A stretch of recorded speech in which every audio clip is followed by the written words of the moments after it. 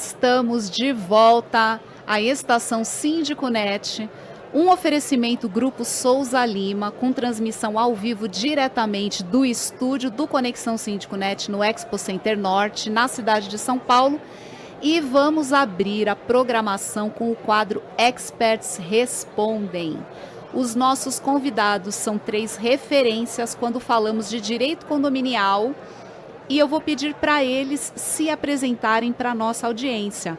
André Junqueira, muito bem-vindo. Bom dia a todos, meu nome é André Luiz Junqueira, colunista do Síndico.net e advogado há quase 20 anos. Isso aí. João Paulo Rossi Pascoal, bem-vindo. Bom dia, é um enorme prazer estar aqui entre os queridos amigos, a Catarina também, amiga de longa data. Meu nome é João Paulo Rossi Pascoal, sou advogado e também sou professor universitário. E Márcio Espímpolo. Bem-vindo, Márcio, bom dia. Bom dia, Catarina, é um prazer. Muito obrigado pelo convite de estar aqui com essas duas feras, né? O doutor André, um amigo, também o doutor João Paulo, professor e querido amigo. Eu sou Márcio Espímpolo, sou de Ribeirão Preto, São Paulo, também colunista do Síndico.net e professor, coordenador de cursos na área do direito condominial. Isso aí. Nossa, gente, que emoção estar aqui com vocês 3. Nossa, muito bom. E para quem não sabe, os 3 participam do quadro fixo Especialistas do nosso canal do YouTube, veiculado impreterivelmente toda segunda-feira às 20 horas, inclusive aos feriados. E o João Paulo também é professor do curso Síndico.net Experts, e eu já estou paquerando o André e o Márcio para dar umas aulas lá para a gente. Depois a gente fala melhor, eu já introduzi o assunto ali nos bastidores, depois a gente fala um pouquinho mais sobre isso. E agora, já entrando aqui no nosso assunto, o que eu trago aqui para esse quadro é a revisão do Código Civil, muito comentada e que também vai afetar os condomínios. Afinal, o Código Civil tem um capítulo específico sobre condomínios e outros artigos que dizem respeito a condomínios. Então, vamos começar com o André Junqueira, que faz parte do comitê de juristas que elaborou proposta para essa revisão. Então, André, conta aqui um pouquinho para a gente. Bom, eu tive a oportunidade, a honra, né, de participar um pouquinho, né, interagir um pouquinho com os trabalhos, né? Só para inteirar todo mundo da audiência, o que aconteceu? Nesse último ano, e de forma súbita, porque a maioria dos especialistas soube na hora, né, o STJ, né, alguns representantes do STJ, começaram a liderar uma comissão no Senado, né, com apoio total do Senado, para se revisar o Código Civil. O Código Civil que já não é novo já há um bom tempo, né, ele já está em vigor há 20 anos e ele é oriundo de um projeto de lei de 1975. Então, há muito para se fazer. E nesse movimento, eu tinha um anteprojeto que a gente trabalhou no âmbito da OAB do Rio de Janeiro, nas comissões de Direito Imobiliário e Condominial da OAB do Rio, o apoio também do IAB, Instituto dos Advogados Brasileiros, e a Comissão de Direito Imobiliário. Então a gente tinha um anteprojeto de lei condominial, um projeto um pouco mais pretensioso, mas focado só em condomínios.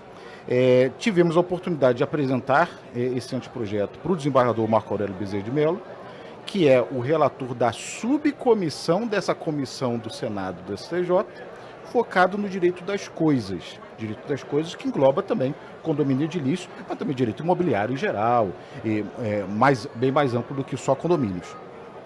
E nós interagimos. Então, a minha interação foi essa, eu não fiz parte da subcomissão de forma oficial, mas como a gente tinha isso, a gente apresentou. E ele até fez a gentileza de, nos agradecimentos, de me citar, né? E o que nós temos hoje é que é importante que todos já saibam. Muito embora, às vezes, a gente não costume comentar muitos projetos de lei porque podem não sair, né? Mas eu acho difícil que esse não saia face à vontade com que não só o Senado, mas o STJ tem realmente se forçado para que isso saia o mais rápido possível. E aqui nós vamos debater alguns pontos, né? E como aumento de multa para o inadimplente, proibição de locações atípicas, de hospedagens atípicas, de locações de curta temporada, exclusão do condomínio antissocial, finalmente expresso na lei, né? Isso tudo ainda não é lei, tá? Para não confundir a nossa audiência. Mas com a vontade que eles estão fazendo e a velocidade, muito provavelmente será, muito provavelmente, e ainda esse ano, acredito. Estou apostando. Tudo coisa que eu, como síndica, né, posso aqui falar, coisas mais do que necessárias, né? Tudo isso que você já foi citando, que está dentro das propostas, é coisa que realmente precisa ser feita. Apesar da gente ver os casos, né? Condomínios antissociais, expulsão. Você já teve caso, João já teve caso, Márcio provavelmente também já teve casos. É uma dificuldade, né, para você conseguir engrenar tudo isso, mas a coisa já está acontecendo. Então, vindo essa regulação, né, vai facilitar muito para os gestores. Sem dúvida, sem dúvida. Por isso que o projeto, embora muitas das nossas sugestões não tenham sido aceitas, principalmente por conta da oportunidade legislativa, tem vários pontos que precisariam de mais debate, de mais tempo. Algo que aparentemente não tem, porque eles foram focados em algumas alterações para consolidar a jurisprudência do STJ, que já existe. É bom, porque colocando na lei também espanca dúvidas, interpretações, segurança jurídica é algo muito importante sempre. E eles foram focados em questões que são muito caras para nós que atuamos em condomínios.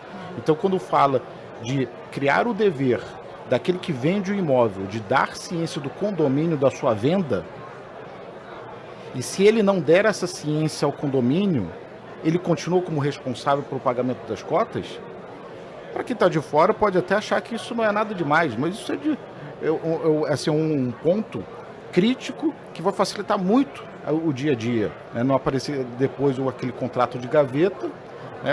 Não, é o outro que tem que pagar o condomínio. Não, você vendeu, e assim que você vende, você tem que dar ciência ao condomínio, né? Isso para acompanhar a jurisprudência que já foi formada do STJ de que, mesmo sem registro, o novo proprietário adquiriu o imóvel, mesmo que ele não tenha registrado essa aquisição, ele é o responsável pelo condomínio. Questão que pode parecer pequena, mas é gigantesca. Isso vai facilitar muito para quem cobra condomínio. E eles esquecem de informar a gente, né? Síndico. A gente ali que está no dia a dia, o zelador que sabe do que está rolando, é que muitas vezes vai lá e cobra, né? Escuta, você precisa passar para a gente a documentação de que foi vendido ou foi alugado, né? E de repente aparece uma pessoa nova lá que, se a gente não está muito ligado, questiona, né? Será que é, não é? Esse ponto de não poder desvincular da obrigação. Eu vendi, pronto, tchau. Não, você tem que avisar, né? Então, isso já estava implícito na jurisprudência do STJ, mas deixando isso claro, implícito não, porque falava ciência inequívoca, mas colocando mais claro ainda, mais cristalino na lei, melhor ainda. E outros pontos que aqui o João, o Espímpolo vão mencionar também, mas ampliando o rol de deveres dos condôminos, né? O rol já era exemplificativo. A lista que colocavam ali, né, no artigo 1336 do Código Civil, só tinha 4 deveres, sendo que um era bem amplo, o quarto. Agora colocou também que aquele que gera algum dano ao condomínio, enquanto ele não paga as despesas, ele está inadimplente, né? Deixando claro de que a tese que a gente já defendia, já falou aqui até no próprio Síndico Net, de que não vota em assembleia não é só aquele que deixou de pagar a contribuição, é aquele que é inadimplente com qualquer obrigação condominial. E essa é só uma de várias. Então você não pode fazer obra irregular.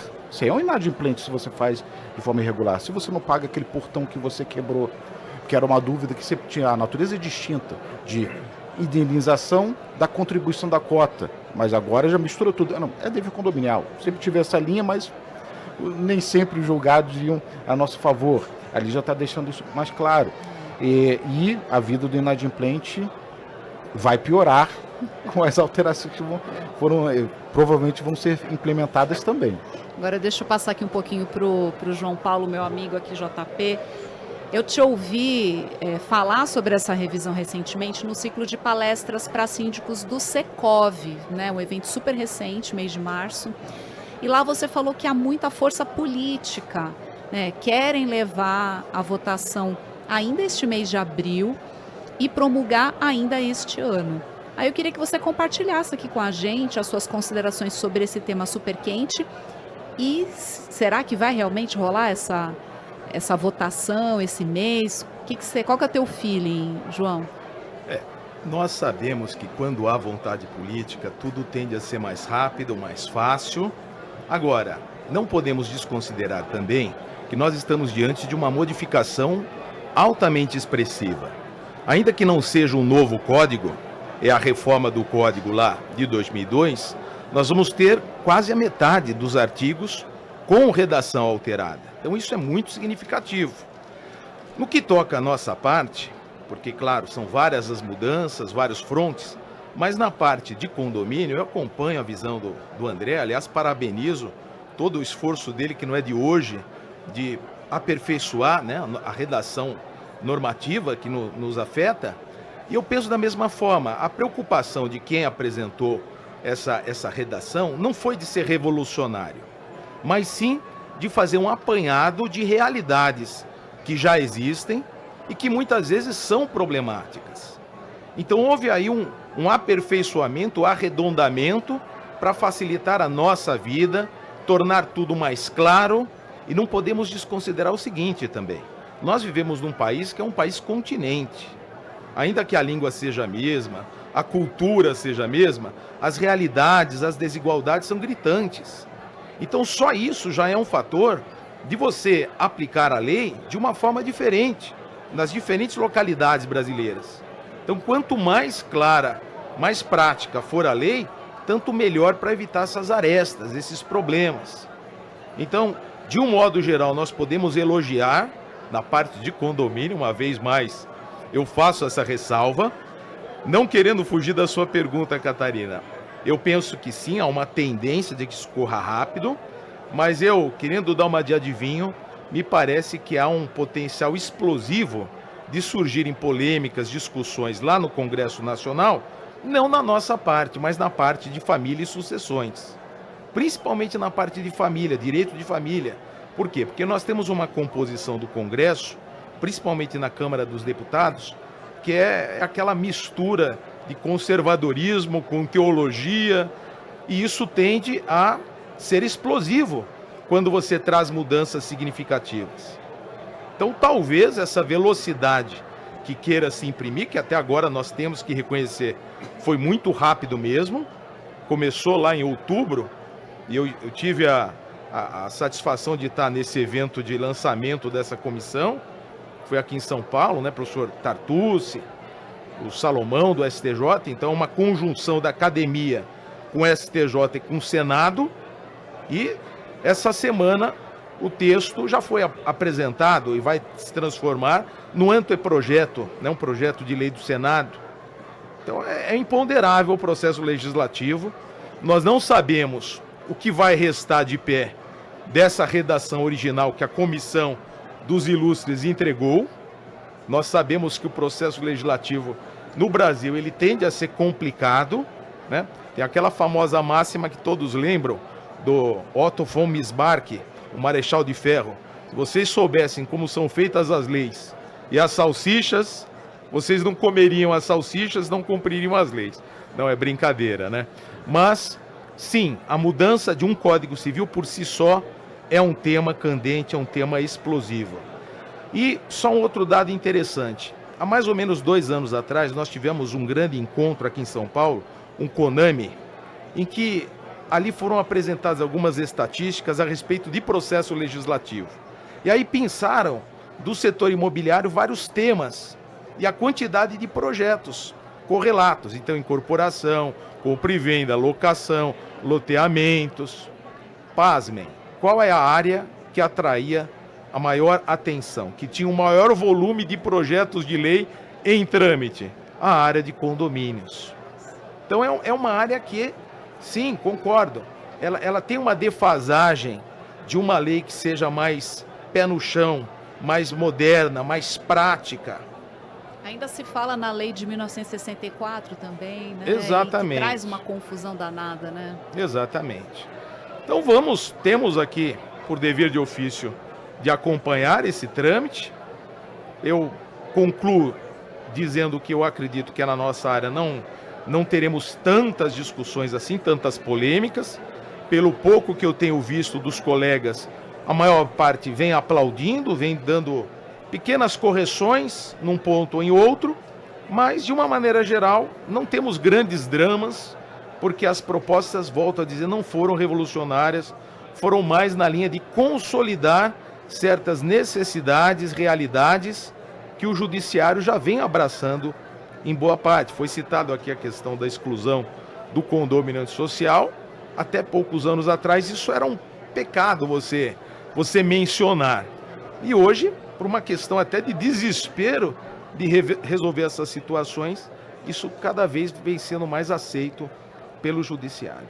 E é bom saber também que há essa coesão, né, entre os advogados, né, os envolvidos, no sentido de apoiar as propostas que foram elaboradas, porque se não há essa divisão também, né, se tem essa união, isso já facilita bastante, né?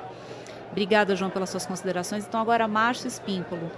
Uma das propostas fala sobre hospedagem atípica, como o André citou, nos condomínios residenciais. E isso é bastante polêmico, né? Esse é um assunto que sempre tem um condomínio aí, né, que o pessoal não sabe como conduzir, como que faz, o que pode, o que não pode, direito de propriedade, então muitas coisas em cima. Então eu queria te ouvir sobre essa proposta sobre hospedagem atípica em condomínio. O que diz a proposta e quais as suas considerações em relação a isso? Em verdade, me surpreendeu bastante essa proposta de alteração nessa parte, porque me parece aí que o que levou a essa alteração legislativa foram apenas 2 decisões do STJ em casos concretos diversos, né? Um bem diferente do outro. E talvez aí o clamor de que a alta rotatividade ela esteja incomodando os moradores de condomínios residenciais.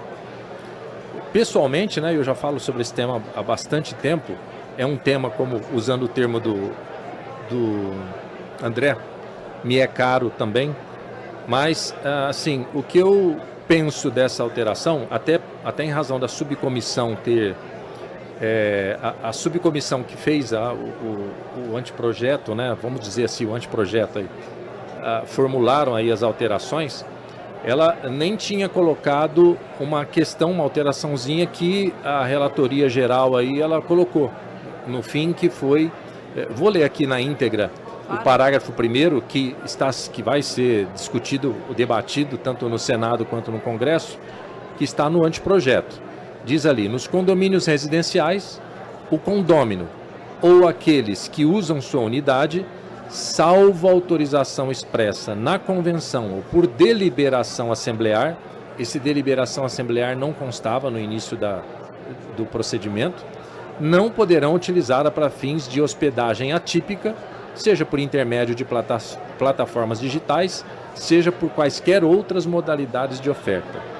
Bem, apenas voltando, falando do geral, eu gostei bastante das alterações que foram colocadas aqui. Eu teria, logicamente, assim como o André, assim como o João, algumas outras ideias, né? O André muito bem também já havia feito um projeto desse anteriormente, mas assim, falando só um passant aqui da questão da multa, né? Que passou de 2% para 10% agora também, isso é um avanço para inibir, inclusive, o inadimplente, mais uma cerquinha ali para fazer com que ele pague. E vou voltar logo nesse assunto, Catarina. Nesse particular, o que eu penso exatamente sobre isso, né? A gente não enfrentou, a gente fez uma alteração aqui no Código Civil, mas não enfrentou a problemática com essa alteração, eu penso. Por quê? Primeiro que a gente precisa definir o que é hospedagem atípica. Com base em 2 julgamentos do STJ, nós temos ali a ideia de que, olha, isso aqui é hospedagem atípica, a forma com que foi feito aquela locação, não é uma locação nem é hotelaria, é uma hospedagem atípica. Pois bem, a minha pergunta sempre é, onde é que eu aplico hoje, então, o artigo 48 da Lei do Inquilinato, 8245 de 91, da locação para a temporada? Onde é que eu posso fazer aquela locação? Se eu, nesse momento, dizer que está proibido, porque o que está fazendo a lei aqui é proibir. Porque ela está dizendo que os condôminos ou aqueles que usam a sua unidade não poderão utilizar para fins de hospedagem atípica, a não ser que esteja permitido isso na Convenção de Condomínios Residenciais ou por decisão assemblear. Isso para mim vai causar talvez um pouco mais de problemas se mantiverem esse texto do que como está hoje. Por quê? Então, definitivamente a locação para a temporada, o que eu acredito que a única coisa que difere a locação para a temporada do que colocaram como hospedagem atípica aqui é a forma de aproximação entre um e outro. As plataformas, elas servem como aproximadores somente hoje, né? Antigamente eu tinha jornal, que eu ia lá, classificados. O anúncio, né? Anúncios, imobiliárias físicas. Hoje acabou isso, não tem mais. Então, hoje a forma de aproximação, tanto da locação regular, de 30 meses, 12 meses, quanto a de temporada, ela é feita através desses aplicativos de aproximação. Então, a minha questão é, o que é locação para temporada e o que não é? Porque o Código Civil, ele devia aqui nesse momento, está dizendo, olha, essa locação é a mesma locação do artigo 48 da lei do inquilinato. Porque se isso acontecer, como é que vai ser, por exemplo, nos locais, a partir da promulgação dessas alterações aqui do novo Código Civil, digamos assim, aqueles imóveis, independentemente de onde eles estejam geograficamente, serão impedidos naquele momento de fazer qualquer tipo de locação para a temporada. É o que está dizendo a lei. A não ser que eles alterem a convenção para permitir esse tipo de locação ou através de decisão assemblear. Mas a decisão assemblear é por qual quórum? Me parece que aqui, como não está colocando quórum qualificado, seja maioria simples. Daí, imagina você, uma assembleia autoriza, daí entra outro síndico ou um grupo de moradores querem mudar, uma outra assembleia, então vamos proibir. Uma outra assembleia, chega uma outra, vamos permitir.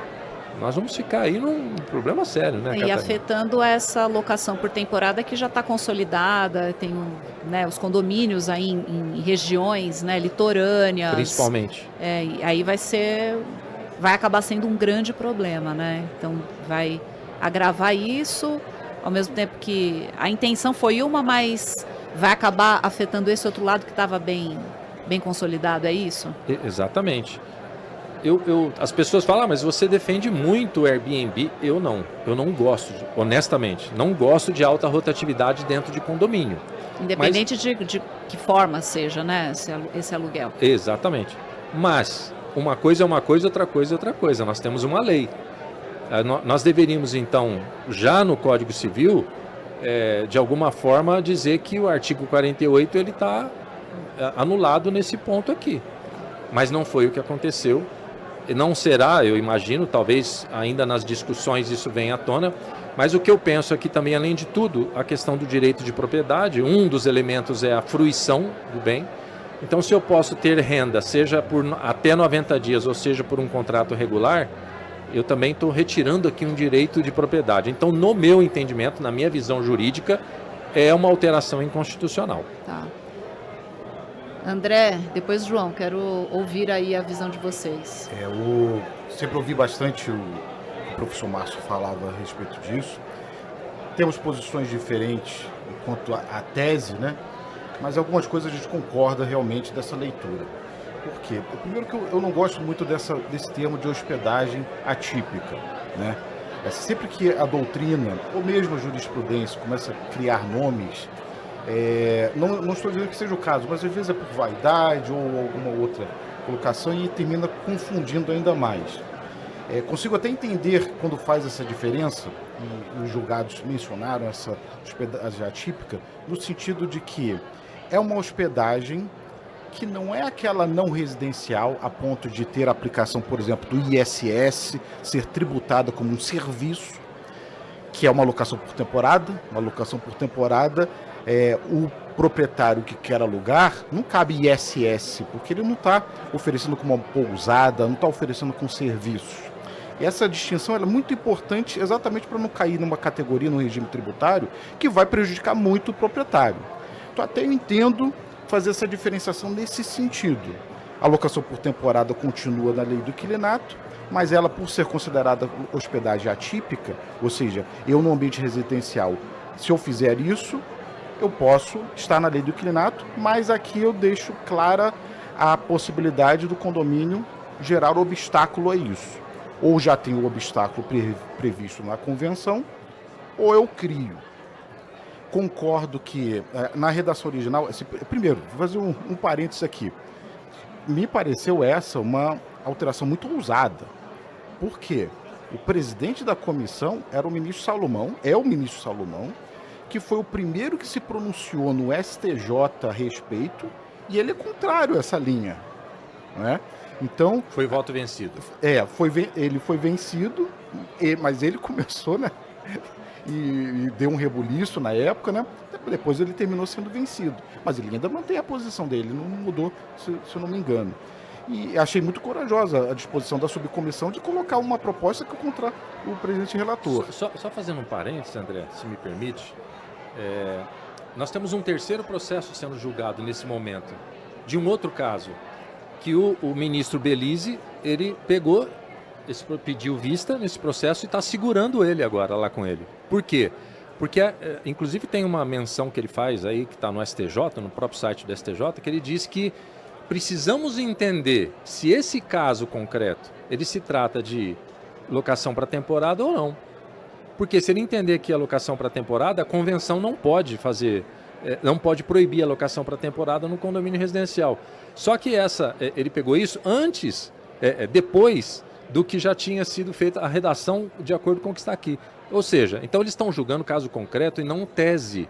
Seria muito importante uma alteração feita no Código Civil quando há um julgamento em tese, não em caso concreto, porque caso concreto cada um vai ter uma decisão diferente, e aí, qual vai valer, não é?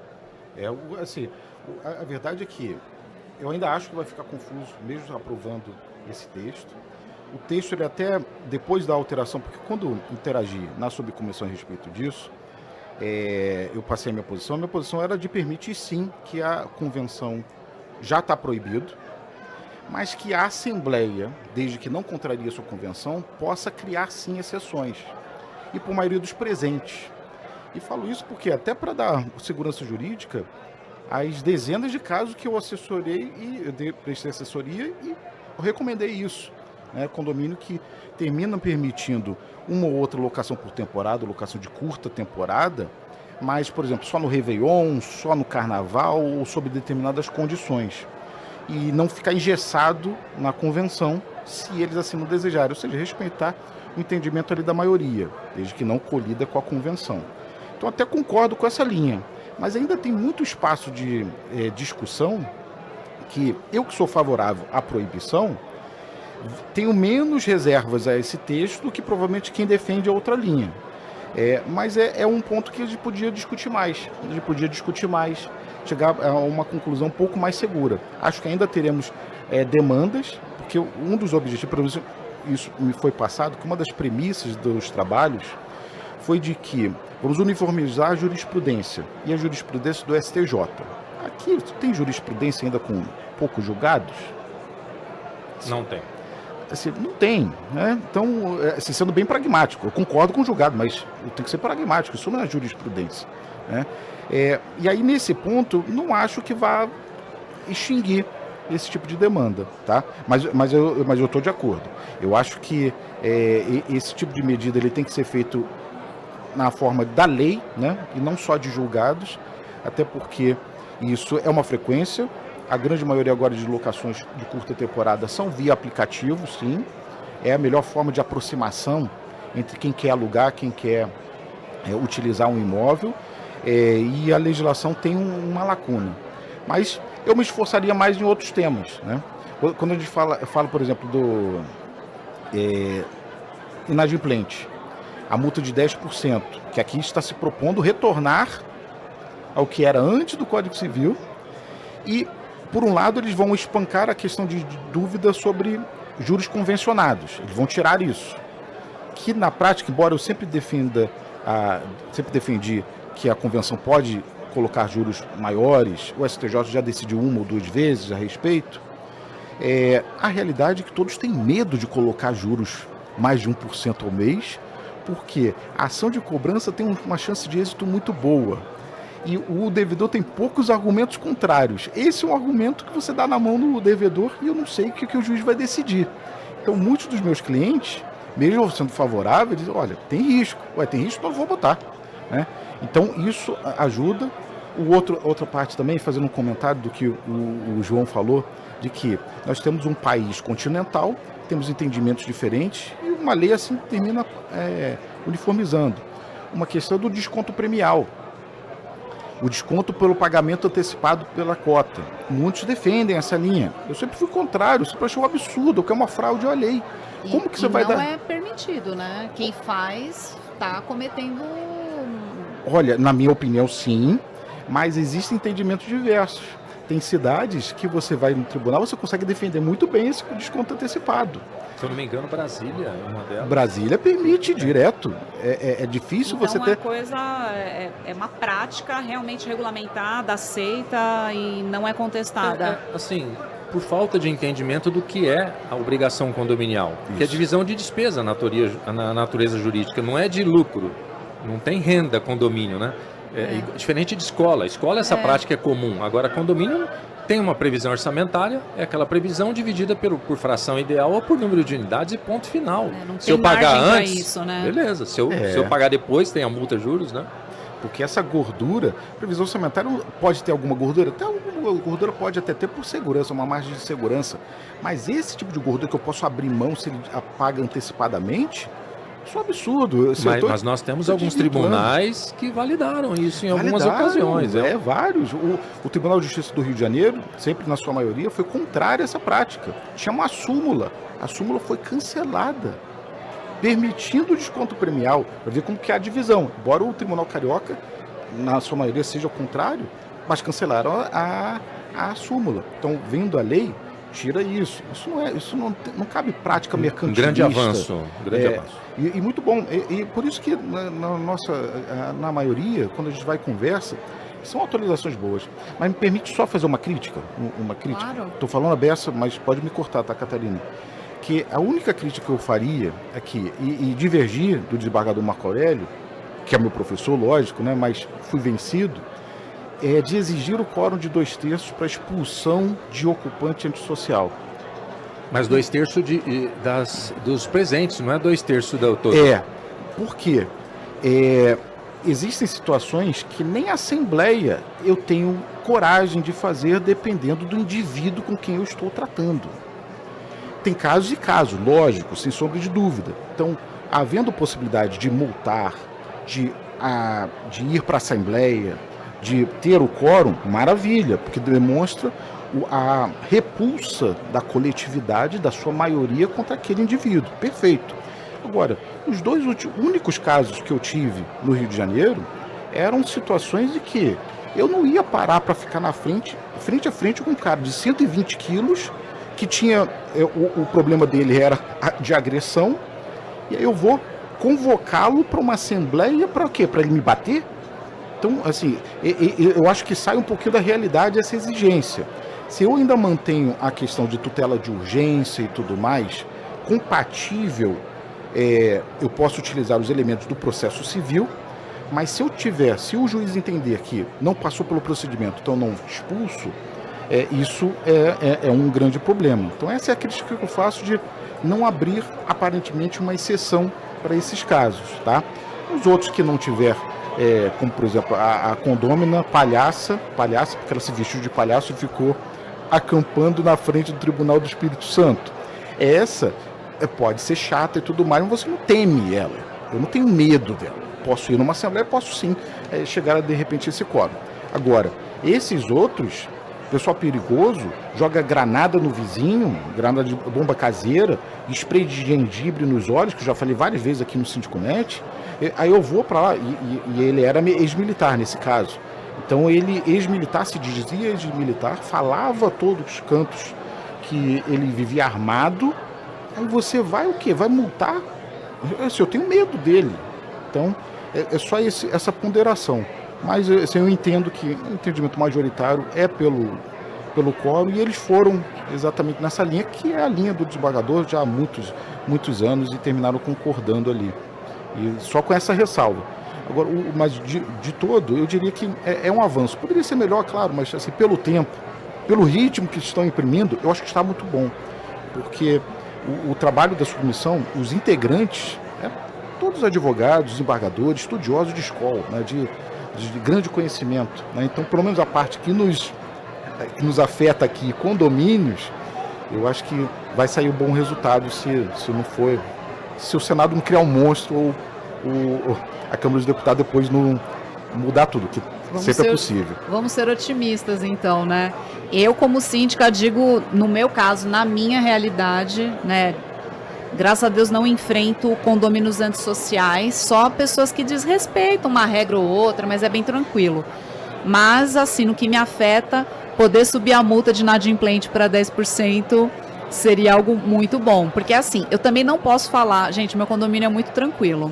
Também não posso reclamar de inadimplência. Lá não passa de 5%. É muito baixo. Quando tem uma ou duas unidades. Já tivemos caso de pessoas que ficaram anos sem pagar e foi para leilão, mas foi uma vez, assim, em 43 anos que o prédio existe.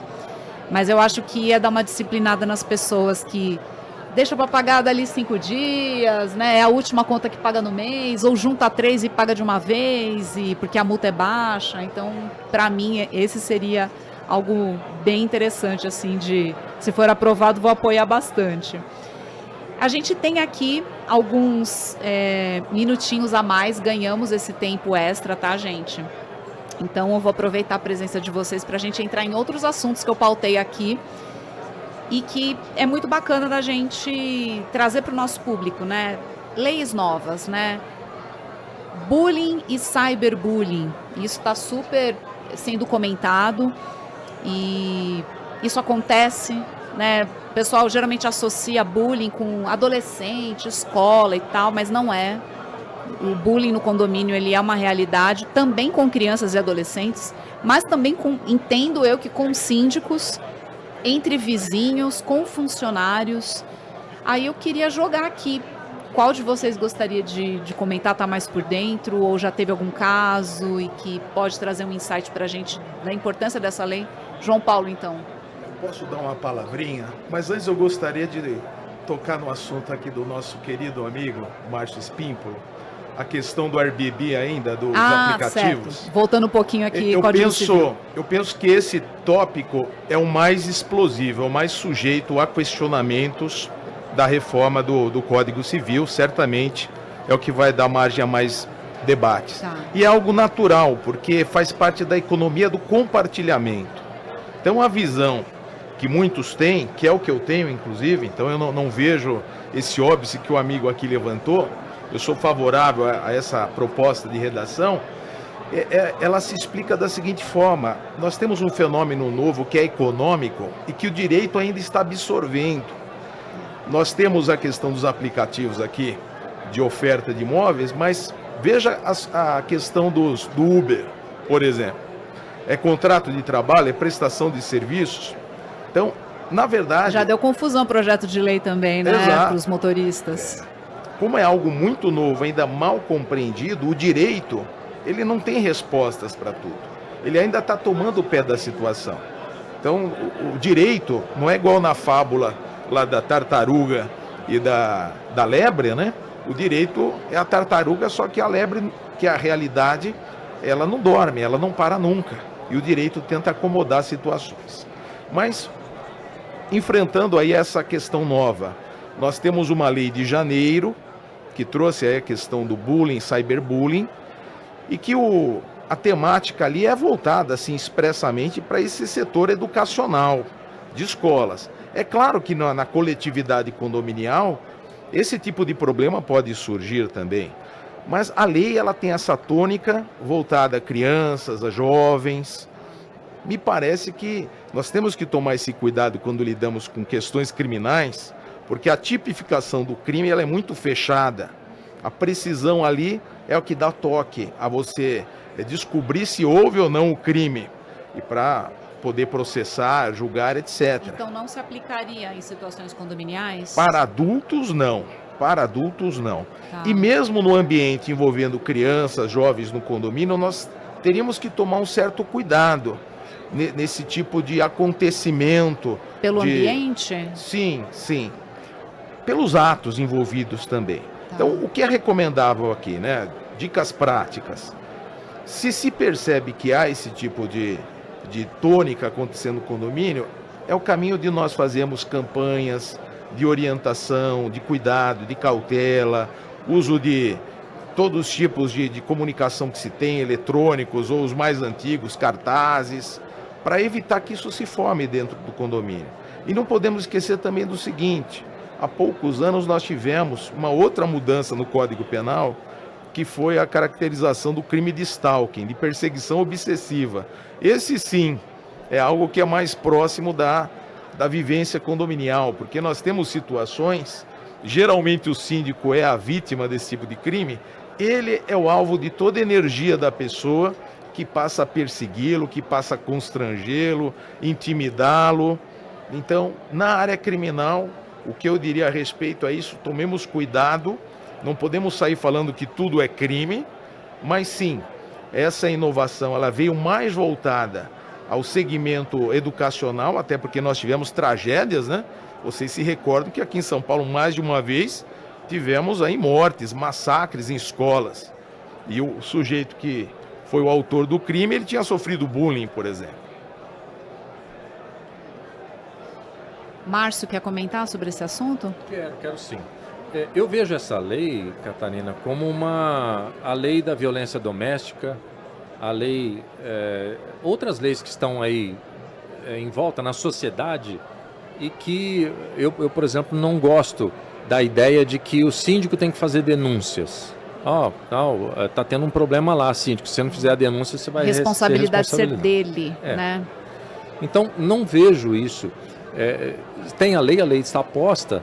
Aquele que se sentir ofendido nela, que a sua integridade física, moral, seja ela qual for, tem mais uma lei, porque a gente já tem leis já específicas, né, para isso. E posso fazer aqui um paralelo com a questão hoje do que estão cerceando aí o direito de você se expressar, o direito de expressão. Cada um que fizer acusações, difamações, calúnia nas redes sociais, né, o cyber, ou pessoalmente, ele já tem lei que ampara ele próprio. Eu não preciso criar uma outra lei para dizer que se você fizer aquilo, ou melhor, para você não faça, eu vou tirar de você a sua liberdade de expressão total. Então, nós estamos indo, eu acho que, usando uma bomba atômica para matar uma formiga. Eu acho que é muito problemático isso. Essas leis, elas são talvez mais importantes, como o João disse aqui, nós temos uma dinamicidade das coisas que acontecem no mundo e a gente tem que colocar isso, muitas vezes, regrar, colocar no papel. Mas algumas delas eu penso que nós não precisaríamos, né? A gente já tem um arcabouço legislativo legal suficiente para resolver essas questões. O meu medo, Catarina, como você, como síndica, é isso ficar para você ainda. A responsabilidade para você dentro do condomínio, se alguém achar que precisa colocar numa convenção, por exemplo, isso. Então, eu acredito que esse tipo de situação não deva entrar dentro do condomínio. Cada um que se sentir ofendido na sua honra, de alguma forma, seja ela qual for, busque o direito dela, né, João? André, alguma consideração sobre esse tópico? Vou ser breve, né? Eu acho que o tempo deve estar estourando já. Não, a gente ganhou um tempinho. Dá pra gente, ainda tem mais um... Só até amanhã cedo. Porque essa é a deixa... A gente tem mais uns 15 minutos aqui. Tá. Porque essa é a deixa para eu convidar todos depois para o mega painel mais tarde. Sim. Né? Que a gente vai falar sobre cyberbullying, intimidação, esse crime, né, de intimidação sistemática, né, tem o comum, tem o virtual. E o João bem mencionou também a questão da perseguição, o stalking, né? O que é importante que a nossa audiência saiba, né? Porque a gente sabe, mas a audiência saiba que crime para exceção, é a última ratio. Você, para acusar alguém de algum crime, esse tem que ser o último caso, tá? E só para condutas mais graves. Não estou dizendo que não haja a possibilidade de você tipificar, né, de você enquadrar a conduta de determinado indivíduo nesses crimes que a gente está comentando aqui. Mas essa não é a linha primeira, que muitas vezes parece ser, às vezes, o interesse do legislador, a gente não sabe muitas vezes qual é o interesse do legislador também, ou a vontade, né? O crime chama muita atenção, né? O direito penal, mas ele deve ser pouco utilizado. O que pode acontecer é que, dependendo da sua conduta dentro do condomínio, né? E não vou repetir o que o Espímpolo falou, porque eu concordo integralmente dessa parte de repassar ainda mais responsabilidade para o condomínio, a gente tem que sempre ter esse cuidado, mas se houver algum tipo de abuso de direito dentro do condomínio, né? O síndico que é assediado, entre aspas, não na ideia de eu querer enquadrar no crime de assédio, mas ele realmente, em uma noite ele recebeu 200 mensagens do condômino. Por quê? Por que o condômino mandou 200 mensagens para ele? Era alguma emergência? Eu posso ter ali o que? Um abuso do direito do condômino de entrar em contato com o seu síndico, né? O abuso de reclamar. Quando eu reprovo as contas do síndico em assembleia sem motivo, eu estou abusando do meu direito de voto. Eu vou reprovar as contas e não tem justificativa? É um crime? Não, não é um crime. No máximo, uma irregularidade, um ilícito civil, talvez, um abuso de direito. Abuso de direito é ato ilícito. Ato ilícito, se gerar algum dano, é indenizável. Então, nesse campo, a questão é que, muitas vezes, e isso tem sido frequente, e não parece que vai mudar tão cedo, é que a postura das pessoas está extremamente agressiva para tudo. A pandemia, num primeiro... Né? Isso. E a pandemia, num primeiro momento, parece que juntou as pessoas e depois pareceu que enlouqueceu mais ainda. Porque depois da pandemia, mais ainda somos chamados para cuidar de questões que... De onde saiu essa briga? Por que esse nível de conversa? Por que já está alterado, já está brigando com o outro, já está gritando? Bem aquele episódio dos Outros, né? Aquela série que abriu, né, na TV aberta, estreou quinta-feira. Eu assisti esse primeiro episódio, ainda não tinha visto lá no Globoplay. E eu vi que do Globoplay foi a série mais assistida desde o lançamento. Vocês assistiram? Gente, o que é aquele primeiro episódio? Eu fiquei chocadíssima da escalada de agressão que começou com uma briga, que também foi uma briga horrorosa numa quadra ali de esportes, entre adolescentes, né? O bullying ali parece que pega, né? Mas, assim, partiu para uma agressão entre os pais e uma coisa que, pelo amor de Deus, né? E não é só ficção, não, né? Não, realidade tá espelhada ali. Está imitando a realidade totalmente ali. Ficção imita a vida real, né? Eu vi comentários, porque não vou dar spoiler, porque você está vendo agora a série, eu não posso falar do resto. Pode falar, não tem eu problema. assisti tudo de uma vez com a minha esposa. Né? Foi? 12 episódios? Tudo de maratonou. Uma vez. E aí, a realidade é que eles colocaram ali, talvez no seu condomínio não tenha todos os casos ao mesmo tempo. Mas eles exemplificaram tudo que acontece mesmo em condomínios. Então, é um síndico que... E é um condomínio clube, né? São várias coisas. Então, pode ser que aconteça, né? E ainda colocaram ainda no nosso Rio de Janeiro, né? Para poder chamar atenção. E ali acontece. Vai acontecer em todos? Tem síndico corrupto em todos? Não. Mas ali tem. A associação de moradores, milícia, tem todo o condomínio? Não. Mas em alguns tem. Né? Problemas entre condôminos, essa escalada irracional da discussão. E é o que a gente tem visto. Mais e mais advogados, como o Espímpolo, como o João, como eu, como outros, vários outros aqui, inúmeros, são chamados, não é bem pela habilidade do direito, é pela habilidade de mediar o conflito, de tentar pacificar ali, que na verdade é a função máxima do direito, né? É a pacificação. Né? E é por conta disso, desse tom. Então nem tudo é crime. Então, calma, porque às vezes vem uma lei dessa, e aí a pessoa já, vou fazer um boletim de ocorrência. Né? Vou direto para lá.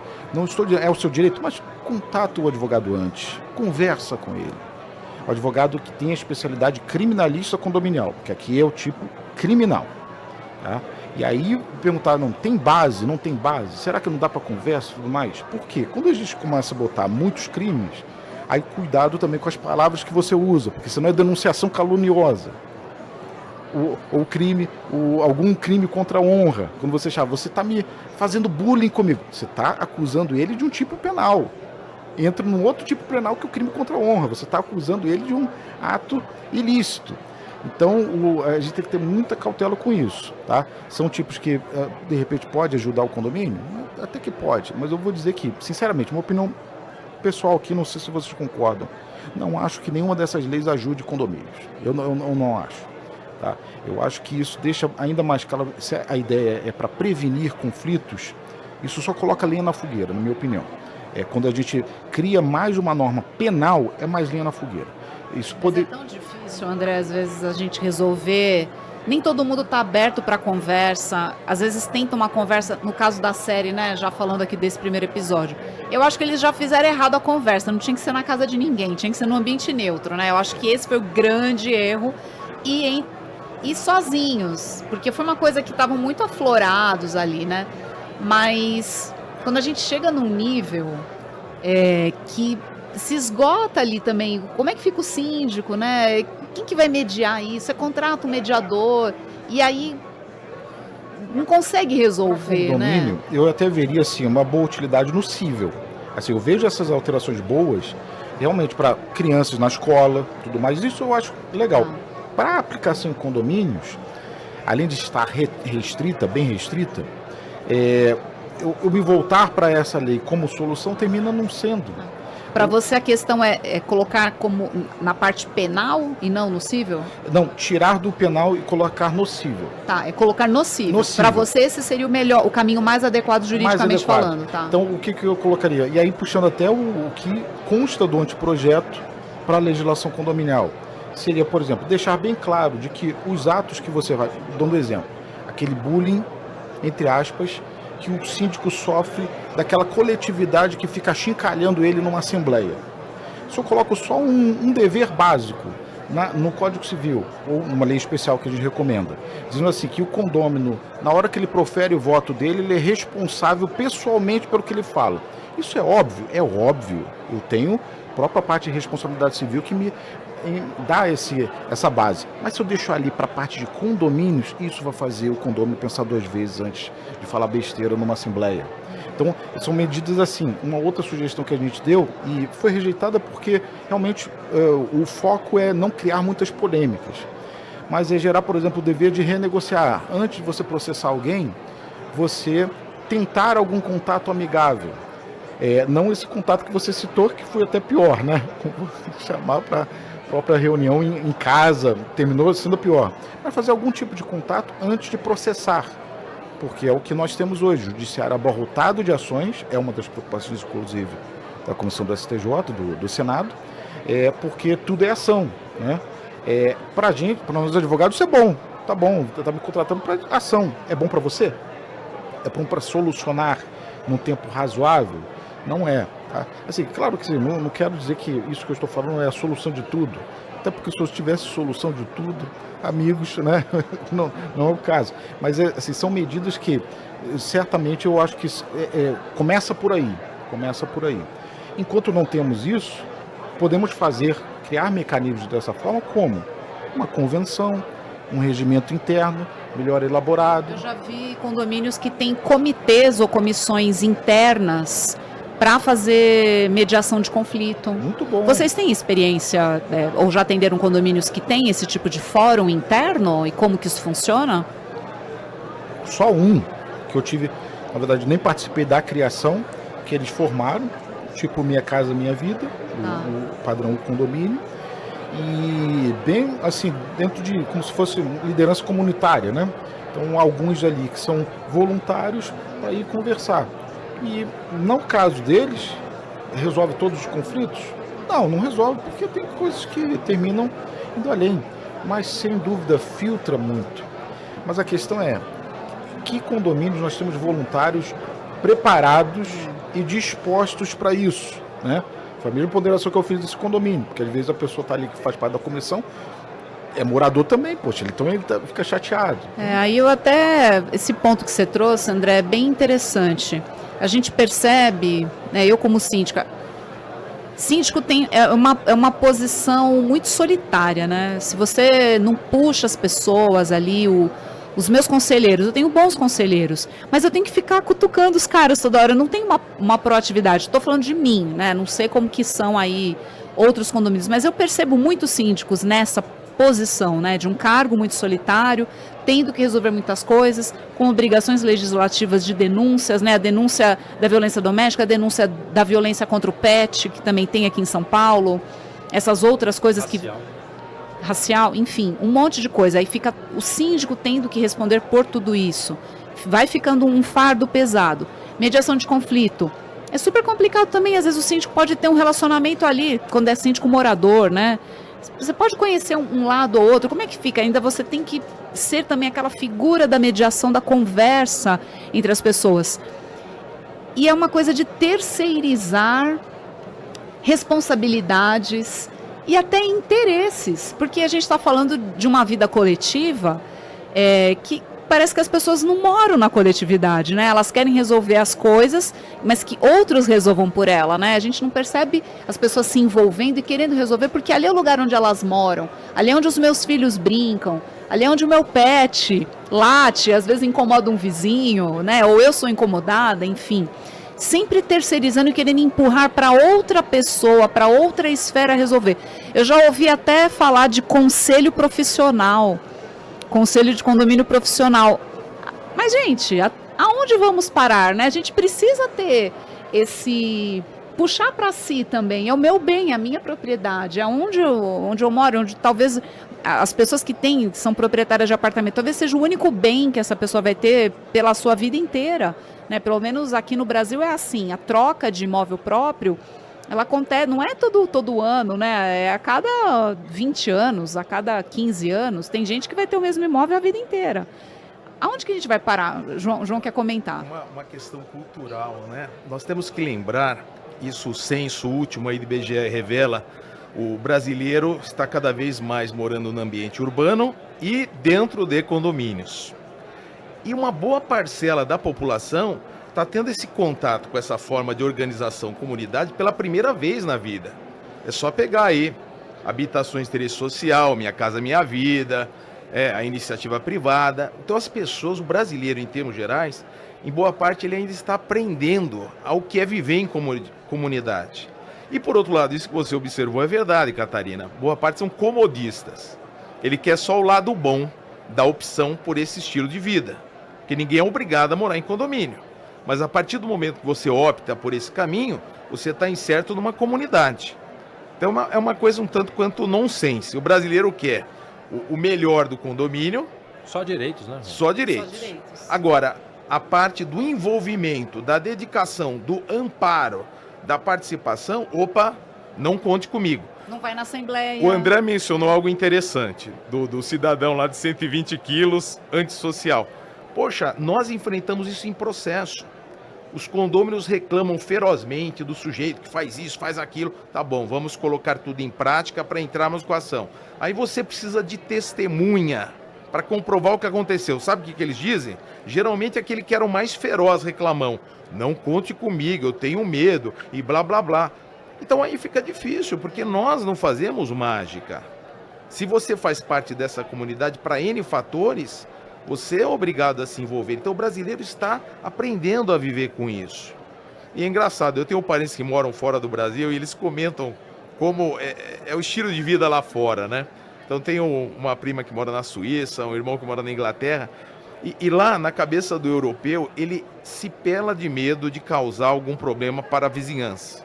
Porque ser mal visto pelos vizinhos é a pior coisa que tem. Então o cara se esforça, se desdobra para não ter nenhum problema quanto a lixo, barulho, sujeira. E aqui é o contrário. Imagem, então, eles têm essa preocupação com a imagem que eles transmitem ali para a vizinhança deles. Muito mais que lei, muito mais que crimes, que isso, que aquilo, é uma questão cultural. É um cimento social que existe. Aqui não, o brasileiro, ele vai morar dentro de uma comunidade e parece que ele está sozinho no mundo, no meio da Amazônia, não tem mais ninguém. Ele está pouco se lixando para o que ele faz, o que resulta na vida daquela coletividade. E só uma última coisa sobre mediação, conciliação. Eu sou bem reticente quanto à participação do síndico como protagonista dessa história. Eu acho que, claro, você pode formar comissões, tendo voluntários, uma excelente ideia, mas o ideal é deixar nas mãos de alguém que tenha capacitação, profissionalismo. E a dificuldade que eu enfrento, porque muitas vezes nós recebemos algo para transformarmos em processo de cara e você, vamos tentar mediação, conciliação. Aí indicamos alguém que é especialista na área e que nem vai cobrar tanto assim. E aí, não temos interesse porque queremos algo gratuito. Então, e outra ignorância. Conciliação, mediação, mas isso daí resulta em alguma coisa? Se sai um acordo, um termo, isso aí tem valor? As pessoas desconhecem o básico. Elas não acreditam nisso. Márcio, vamos lá. Quero te ouvir. Esse assunto também é empolgante, né? A vida em condomínio não é fácil. Nós temos ali, pegando aqui carona no meu amigo João, pessoas de diversos níveis sociais, culturais, gerações. Experiências de Experiência vida, né? de vida. Cada um vivendo às vezes dentro do mesmo apartamento, avó, mãe e filho e neto. E um cachorrinho. E o cachorrinho. Veja isso, esse conflito de gerações já é por si só um grande problema. Aí agrava-se o fato de que as pessoas vão para o condomínio achando que ela está morando numa casa de rua ainda. E ela leva tudo aquilo para lá. Então, eu sempre falo, brincando nas palestras, mas tem um fundo de verdade, que devia, antes de ter curso para síndico, para advogado, para mediador, devia ter um curso para morar em condomínio. Antes de você vai ter que fazer aqui um cursinho tal para entender como é que é morar em coletividade. Porque as pessoas são egoístas. O André citou um dado aí que para mim é essencial. Depois da pandemia, virou um pandemônio.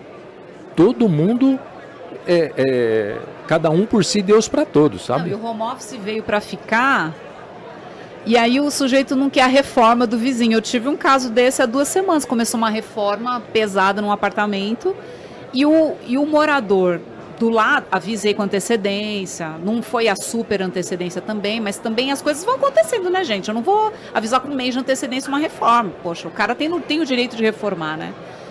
E aí o cara formalizou uma reclamação, dizendo se não podia ser no fim de semana a obra, porque ele trabalhava na casa dele.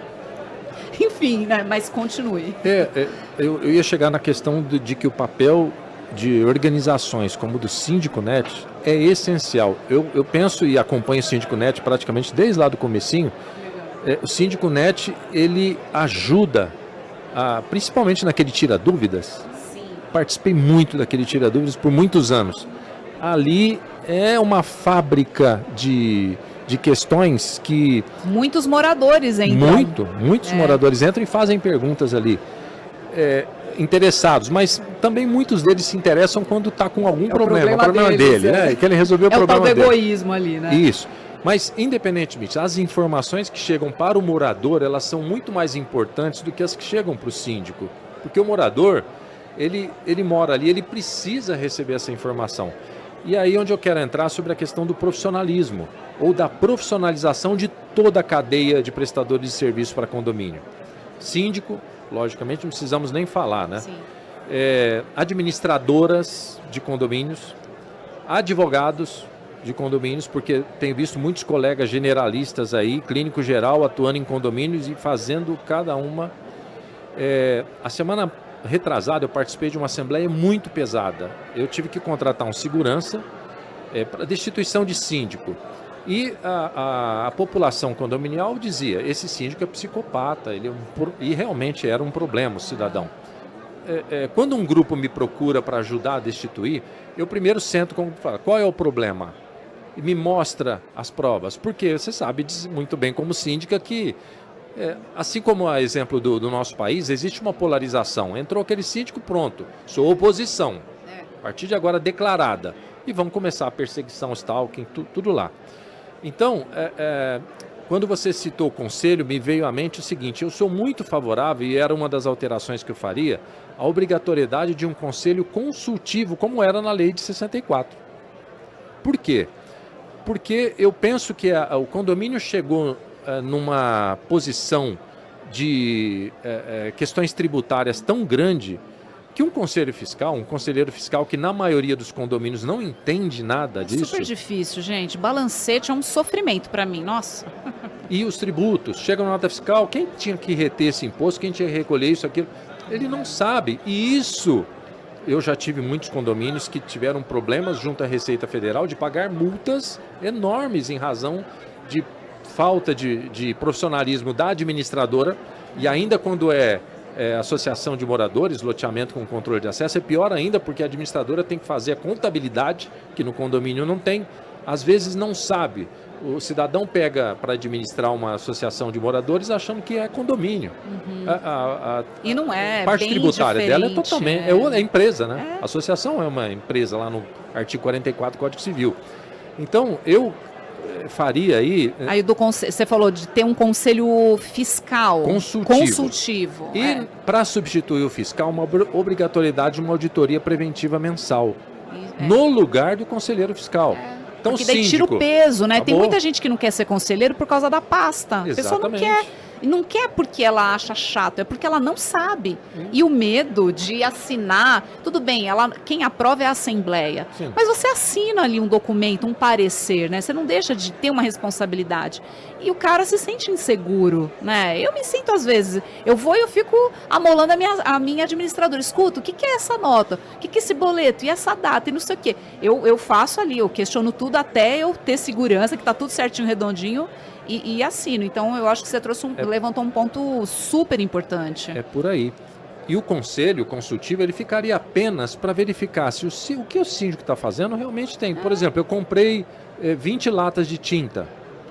Eu não sei, eu não vou ver, eu não consigo ler a nota fiscal se está certo, se não está. Mas espera aí, onde foi usada essa tinta? Onde o síndico aplicou isso que a gente não viu? Comprei lá 1.000 metros cúbicos de grama. Tá, mas o nosso jardim é tão pequeno, onde foi? Então o conselho consultivo, ele passaria a ser um fiscalizador, mas não das contas, e sim da gestão do síndico. Então eu defendo aí o conselho consultivo e uma auditoria preventiva, independente, por profissionais dessa área, que possam ajudar. Então, Catarina, assim, seria voltando a falar sobre a profissionalização, a gente está ainda num estágio amador, como o João disse, o brasileiro ainda não tem a cultura. Não tem a cultura de quem tem que ter um advogado para atuar nas assembleias, para evitar conflitos, evitar problemas. Um mediador, quando tiver um caso extremamente sério dentro do condomínio, porque também para qualquer coisa, não, né? É custo. E os moradores veem tudo como custo, aí você põe lá, esse aqui vai ficar R$5 mais caro agora, a partir de agora, porque tem um advogado contratado. Mas advogado para quê? Contrata só a hora que tiver um problema. A cultura da prevenção. E falta valorizar os profissionais que atuam no segmento, né? Falta valorizar também o síndico morador, porque, poxa, às vezes o cara nem recebe ali como um incentivo uma isenção de cota, e aí você tem que ouvir cada coisa, né? E, gente, tem que valorizar o cargo, né? A posição que você está ocupando ali. Agora, como que a gente faz para educar os moradores, né? Eu já fiz uma matéria uns anos atrás que era sobre como educar moradores a morar em condomínio. E aí o João vai lembrar, não sei se você, Márcio, vai saber dessa, que a Universidade Secov tinha um curso, isso coisa de uns 15 anos atrás, que era de treinamento e preparação de líderes comunitários para as pessoas que iam morar nos imóveis populares, né? Que era Minha Casa Minha Vida, acho que era bem na época do Minha Casa Minha Vida, CDHU e por aí vai. Era um convênio com a Prefeitura de São Paulo. Era maravilhoso aquele curso, né?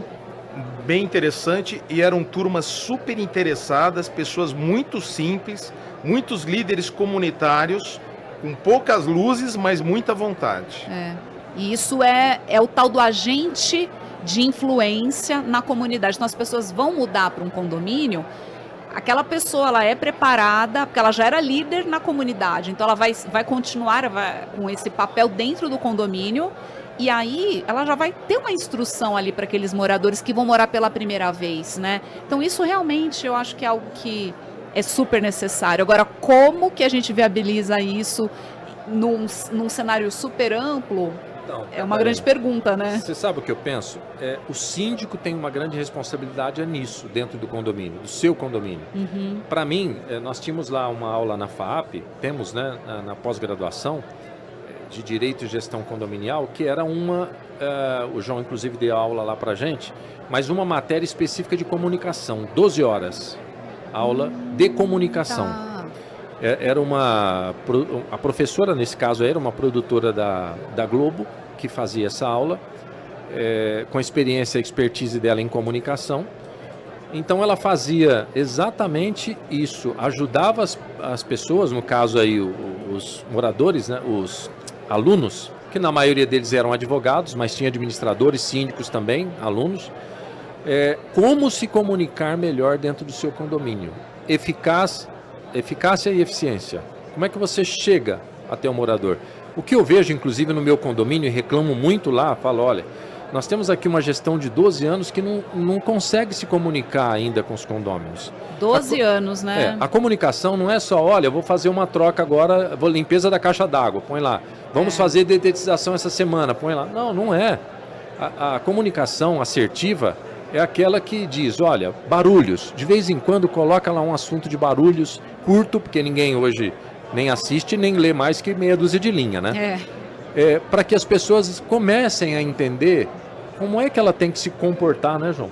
Educar as pessoas dentro do condomínio. Então, a comunicação do síndico, e se tiver uma boa administradora, a administradora pode ajudar a fazer os disparos, né? Disparos disso semanalmente, assuntos diferentes.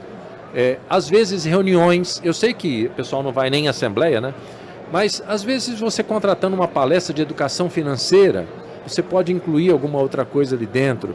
Então a comunicação do síndico, ela é muito importante para essa finalidade. E olha, eu sou jornalista, né? Então eu já tenho essa facilidade, pelo menos na parte de elaborar os textos e tal. Vou puxar a sardinha aqui para o Síndico Net, porque Síndico Net tem um monte de material. Gente, modelos, né? Os modelos de comunicado, tem os informativos mensais. A gente lançou em parceria com a Eletromídia, que também é patrocinadora aqui do Conexão, um planner de comunicação para o síndico já programar os templates das telas Eletromídia no seu condomínio. Então ele já recebe, antes do mês virar, toda a programação dos templates. É só entrar na plataforma e programar.